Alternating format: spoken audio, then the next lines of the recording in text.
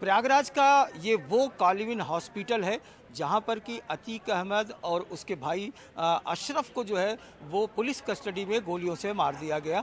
आपको अगर हम दिखाएं तो ये वही जगह है जहाँ पर कि जहाँ चूना छिड़का हुआ है। यहाँ पर अशरफ को जब और अतीक को जब डेली रूटीन चेकअप के लिए उसे लाया जा रहा था, जब पुलिस रिमांड में 5 दिन के लिए पुलिस ने रिमांड में ले रखा था उमेश पाल हत्याकांड के मामले में, तब वो जब यहाँ पर ला रहे थे, इस गेट से लेकर के पैदल आ रहे थे, तब कुछ मीडिया के लोग जो है उससे बात करना चाहते थे। मीडिया से बात करने के लिए वो रुका।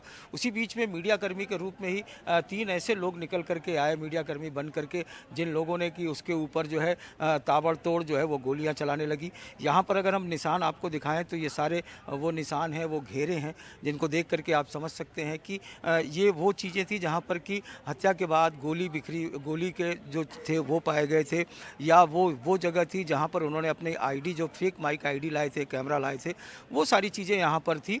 और इस हत्या के बाद आप कह सकते हैं कि लगभग 30 दशक से भी ज़्यादा समय से अतीक अहमद और उसके भाई की जो बादशाहत थी, जो गैंग संख्या जो पुलिस ने उसे 227 बनाई थी, उसका एक तरीके से आप कह सकते हैं कि यह खात्मा हुआ होगा जो एक किया गया है। लेकिन अगर अतीक के उत्थान की अगर हम बात करें कि आखिर अतीक किस बैकग्राउंड का था और कैसे वो इतना बड़ा अपराधी बन गया, तो अतीक जो है वो चकिया इलाका का रहने वाला था, गद्दी का मुसलमान माना जाता है। ये मुसलमान बहुत ही अपने इलाके के मतलब जो है दबंग माने जाते हैं। और अतीक के जो पिता हैं वो तांगा वाले थे और अपने इलाके में पहलवान के नाम पर वो प्रसिद्ध थे, फेमस से पहलवान के नाम से जाने जाते थे। अतीक जो है वो पढ़ने लिखने में बहुत तेज़ नहीं था, हाई स्कूल वो फेल हो चुका था। उसके बाद लेकिन वो बहुत पैसा कमाना चाहता था, रसूख कमाना चाहता था, अपना दबदबा भी चाहता था, लिहाजा वो धीरे धीरे अपराध के क्षेत्र में आगे आया। लेकिन अपराध के क्षेत्र में आगे आने के लिए उसे अपने इलाके में, अपने लोगों के बीच में बादशाहत जमानी थी। 17 साल की उम्र में उसके ऊपर पहली बार जो है वो एक हत्या का मामला उसके ऊपर तारी हुआ था। उस समय जो है चांद बाबा नाम का एक शख्स था जो कारपोरेटर था और उसका अपने इलाके में, अपने लोगों के बीच में अच्छा खासा दबदबा था। तो अतीक, उसकी जब हत्या होती है तो उसमें अतीक का नाम आता है, और जब अतीक का नाम आता है तो उसका अपने इलाके में एक दबदबा बनता है। और उसके बाद अतीक फिर पीछे मुड़ करके वो नहीं देखता है और वो लगातार जो है वो अपनी बादशाहत कायम करने लग जाता है। वो ठेकेदारी शुरू करता है, फिर रेलवे की ठेकेदारी शुरू करता है, फिर वो स्क्रैप का काम करना शुरू कर देता है। और स्क्रैप के काम में उसने बहुत पैसा कमाया, रेलवे के स्क्रैप काम में।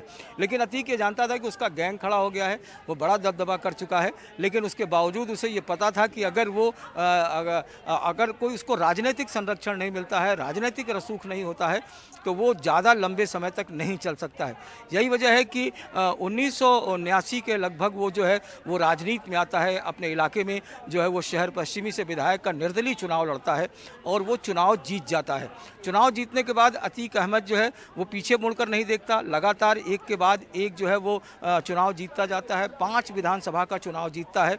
लेकिन इस बीच वो अपनी गुंडई, अपनी दबदबई, अपनी बादशाहत भी बनाए रखना चाहता है, लिहाजा वो चर्चित में आया रहते हुए गेस्ट हाउस कांड, लखनऊ का 1995 में गेस्ट हाउस कांड हुआ था।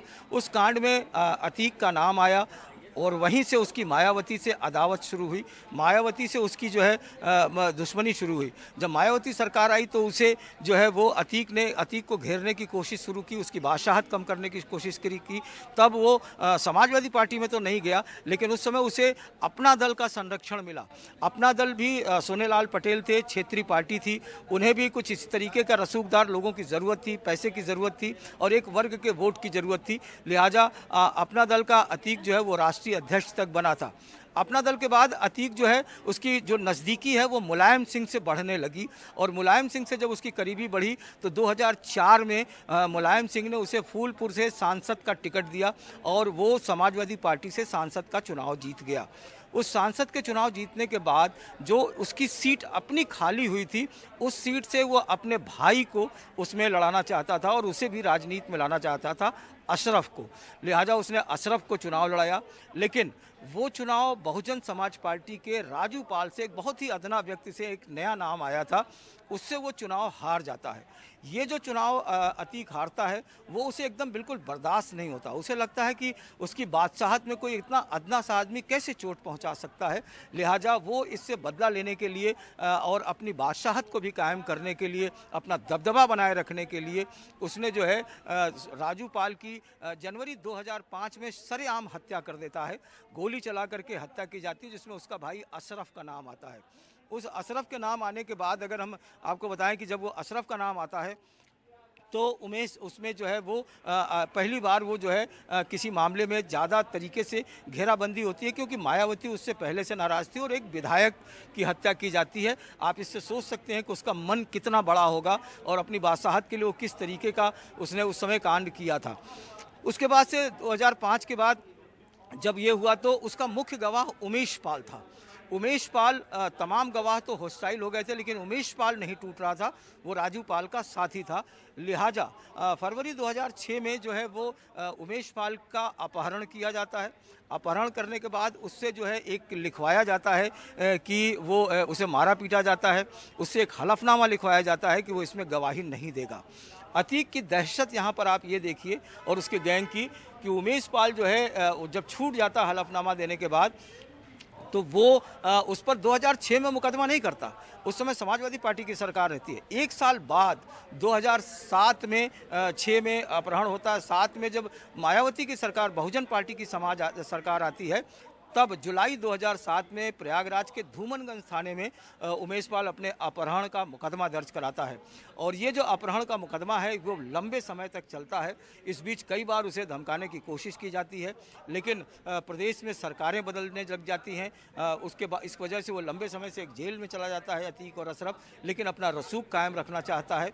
और इसी मुकदमे में जब वो बीते 24 फरवरी को 2023 के अपना आखिरी गवाही देकर के जब लौट रहा था, तब भी उमेश अतीक को जेल में रहते हुए, अशरफ को जेल में रहते हुए ये बहुत खला कि उसकी बादशाहत पर चोट था कि उमेश पाल जैसा एक शख्स जिसको मैंने इतना मारा पीटा था या उसे दबाना चाहता तो वो नहीं टूटा।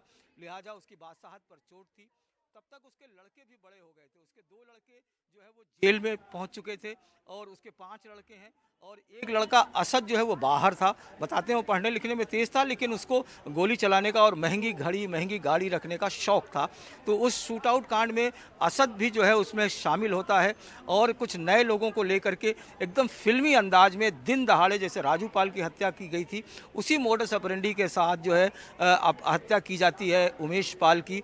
उमेश पाल का जो हत्याकांड हुआ, आप इसे देख सकते हैं कि 16 सीसीटीवी कैमरे में कैद हुआ और अलग अलग एंगल से आया, जिसमें 2 सिपाही भी मारे गए थे जिनके ऊपर बम फेंका जा रहा था। गुड्डू मुस्लिम नाम का एक बमबाज तो था जो उसके गैंग का था, वो उसे बम से मार रहा था और 2 पुलिस वाले अंदर तक, गली के अंदर तक ले जा करके उन लोगों ने मारा था।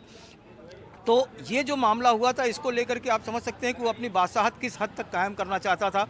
अपने बेटे का भी वो डेब्यू कराना चाहता था, उसके अपराध के क्षेत्र में लाना चाहता था, तो असद उसमें आया था।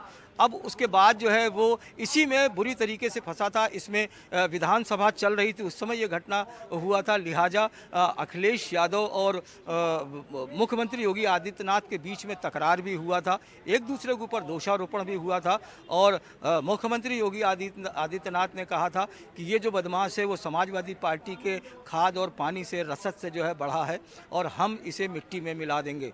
उसके बाद से जो है फिर उसके तमाम इर्द गिर्द के लोगों पर जो है वो कसना शुरू हुआ, बुलडोजर की कार्रवाई शुरू हुई, घरों को गिराना शुरू हुआ, ईडी के छापे हुए उसके लोगों को लगातार कसते जा रहे थे। और इस बीच उसका बेटा जो फरार था वो 5 लाख का इनामिया हो गया और उसको जो है वो मार गिराया गया। उसका जब इनकाउंटर हो गया और उसके इनकाउंटर के बाद उमेश पाल की हत्याकांड में जब पूछताछ के लिए पुलिस रिमांड पे लाई थी, तो ये माना जा रहा था कि पहले कि कहीं गाड़ी पलटेगी, कुछ होगा, लेकिन उसके अलग इस तरीके से अतीक को कुछ 3 लोग आते हैं मीडियाकर्मी और जो बताए जाते हैं 3 बदमाश आते हैं और 3 बदमाश आकर के इसी कालविन अस्पताल में ला करके उसे जो है गोलियों से मारते हैं और कुल 40 सेकंड का शूट आउट होता है।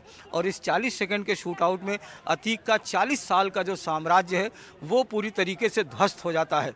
यानी आप सोचिए कि 40 सेकंड में जो गोलीबारी चलती है, उस 40 सेकंड की गोलीबारी के साथ 40 साल के अतीक के अपने दबदबे का, अपने रसूख का, अपने करोड़ों और अरबों रुपए के उसके जो अपना जो साम्राज्य बनाया था वो अचानक ढह जाता है उस 40 सेकंड में, और 10-12 बुलेट की गोलियां चलती हैं।